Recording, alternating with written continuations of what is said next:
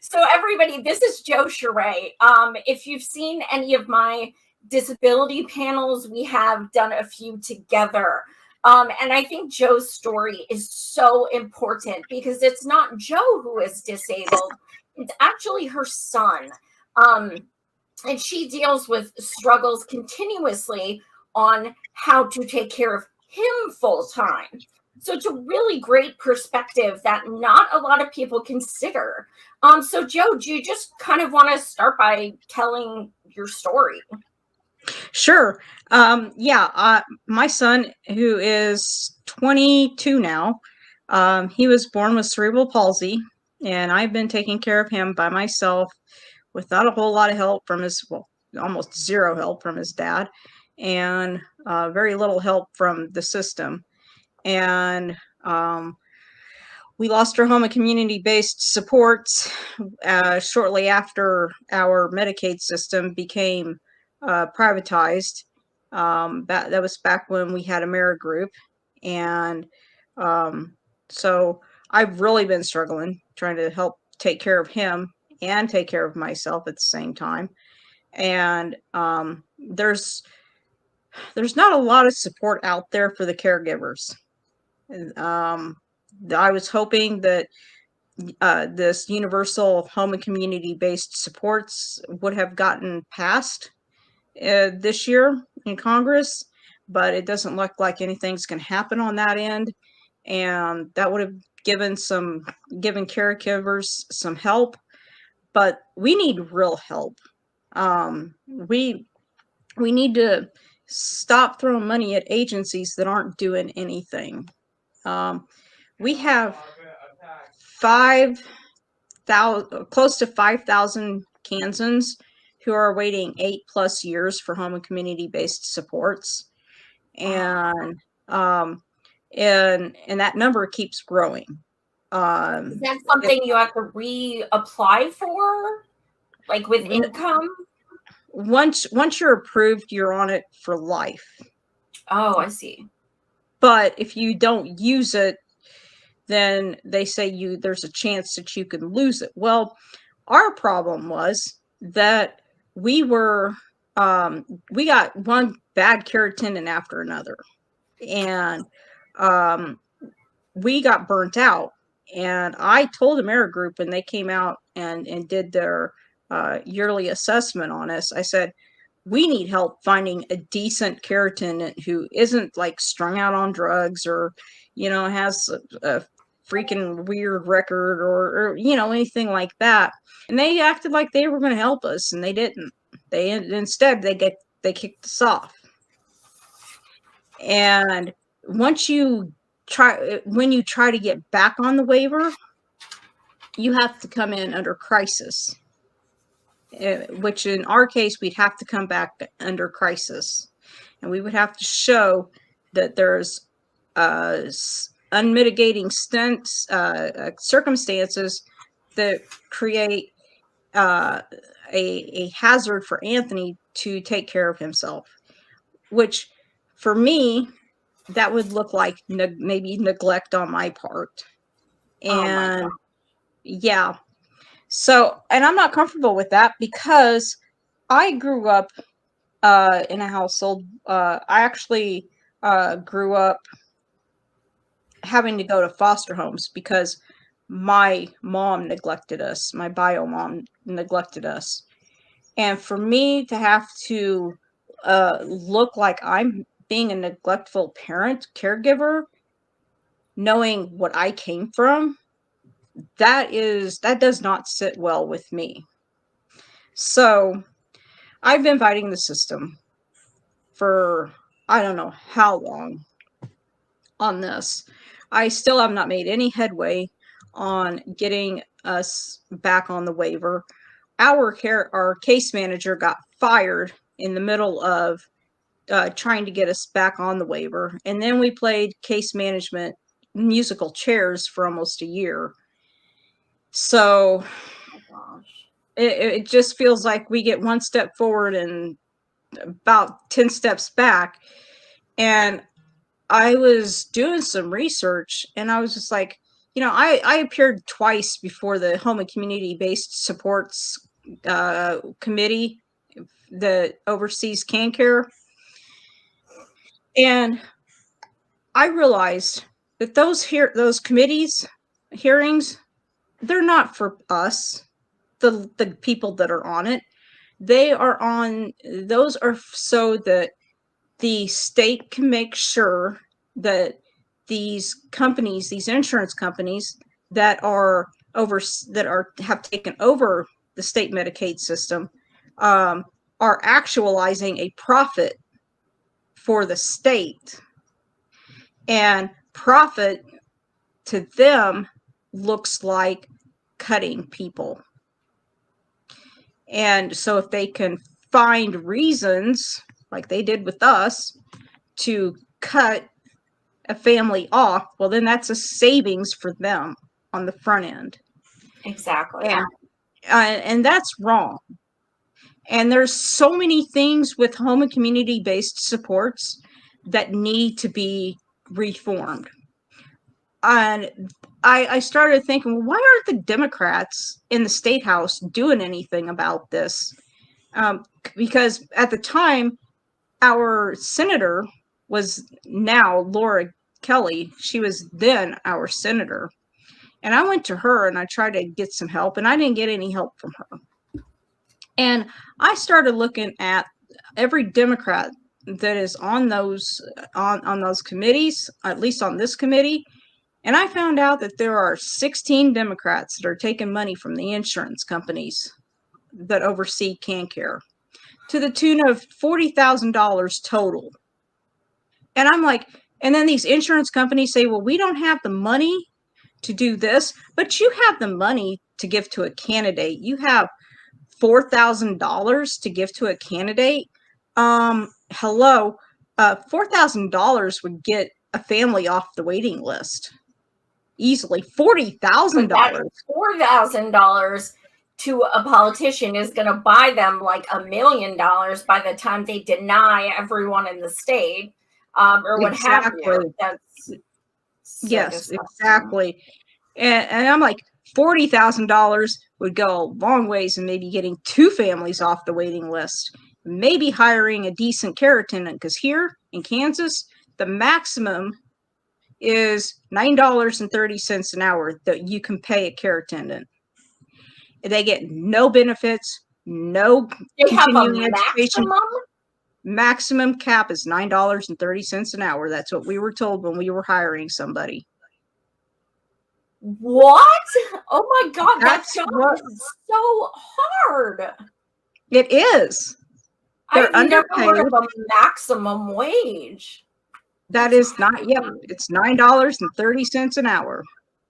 You can start as a CNA for $9.30 an hour, but that's all you're allowed to make.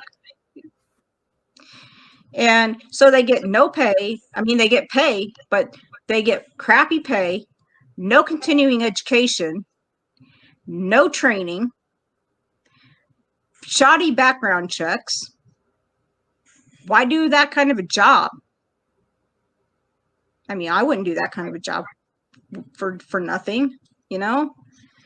Yeah, I noticed that happens. I'm in Pennsylvania, and I noticed that as well. Like, a lot of people, they show up, you think they connect with the patients, and then a few days later, they're turnover. Now who's coming in? I don't know. There's no stability. Right.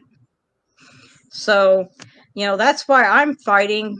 I want Medicare for all, but I also want universal home and community-based supports that will support not only the person receiving supports, but will also actually support the caregivers as well, tangibly meaningful support us, because we're out here pretty much winging it.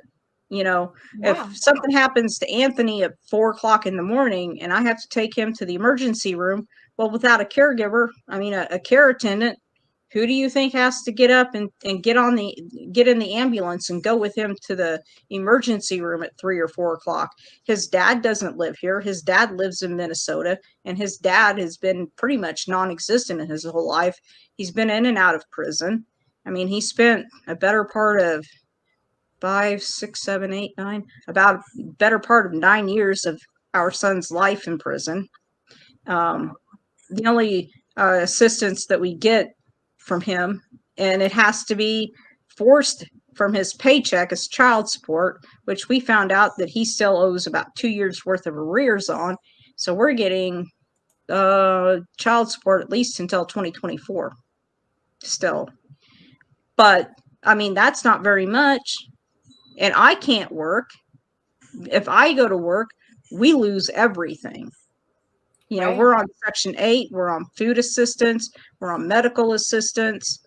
If and who's going to take care of Anthony if you who's going to take work? exactly who's going to take care of Anthony when I'm at work? Because if something happens, I have to take off work. The last job I had, I worked at a nursing home, and Anthony was always, you know, he was sick a lot when he was younger, ear infections, all, you know, whole bunch of stuff. And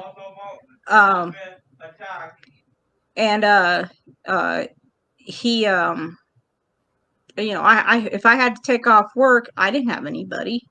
So I lost a lot of jobs because I was having to take off work. And you know, I'm the only one that was going to his IEPs. I was the only one that was going to all of his medical appointments. I didn't have anybody to go with me, you know. So we need universal home and community-based supports for people with IDD in this country. And we also need a federal job guarantee, because you should be paid for what you are doing, and not paid $9.32 an hour. You should be paid what you are doing, even though it's your son and you love him. What you are doing is a full-time job, and that should be recognized. Get this. Here in Kansas, they call me a natural support. So that's all. Doesn't even matter.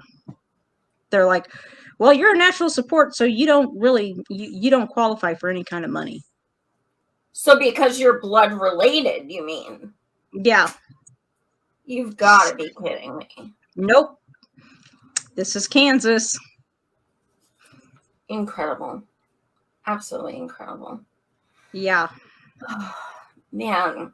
So what do you think, you know, national improved Medicare for all would mean to you and Anthony? How do you think that would change your lives? Well, for me, I would want a national standard of care for caregivers, especially care attendants that are hired through a state. There has to be some kind of a national standard for them in order to keep their jobs. And there also has to be some kind of a national standard of training for care attendants. Currently, there really, to my knowledge, there isn't a national standard of training. There's no training here. I mean, they'll say, well, you know, if you have helped take care of an aunt or an uncle or whatever for any prolonged period of time, or you know, anything like that, then you're good. But aside from that, they don't, your background really doesn't get checked too much, you know. Right. So we need a universal national standard, home and community based support standard.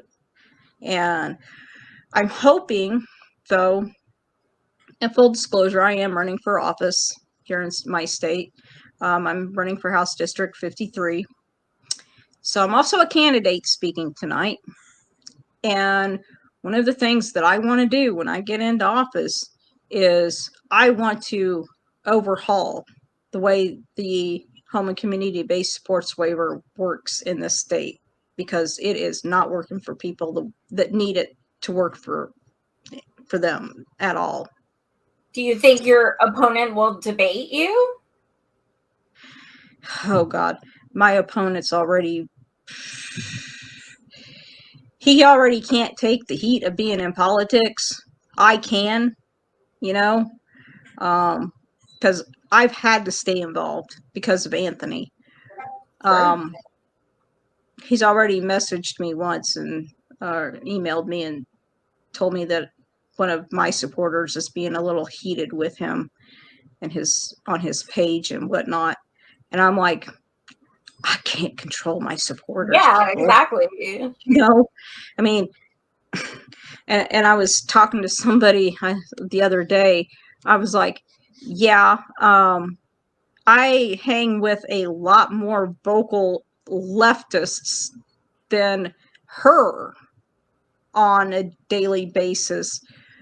What is he going to do when one of those start really speaking their mind? Yeah.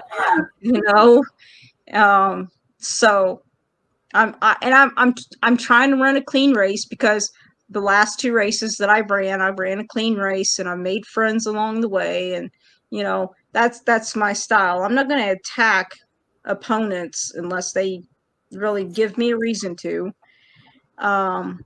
But I'm staying in my lane right now and doing my race, doing my thing. Just like tonight, I just came home from a pro-choice rally down by the State House, and there's going to be a march, and the people that are organizing the march, they want me front and center carrying a banner, marching down the one of the main thoroughfares close by in my district.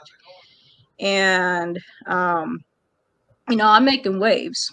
We've got a pro-choice, or we've got a value them both amendment coming up on our ballot on August 2nd here in Kansas. And it's going to get dicey in July, because I've already seen where the divisions are in this city on this amendment. And it's a crazy time in Kansas. And then John Cornyn from Texas pops off at the mouth the other day and says, well, how about we go after Brown versus Board of Education next? If they go after Brown versus Board of Education, I guarantee you there will be blood in the streets here in Topeka, Kansas, because this is where Brown v. Board was decided.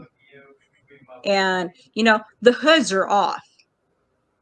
And yeah. I sorry for interrupting, guys. I just wanted to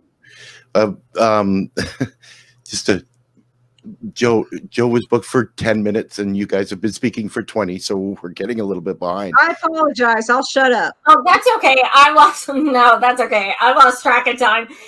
This is so important.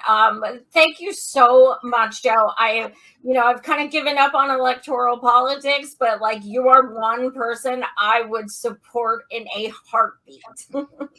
I'm going to need all the support I can get, y'all.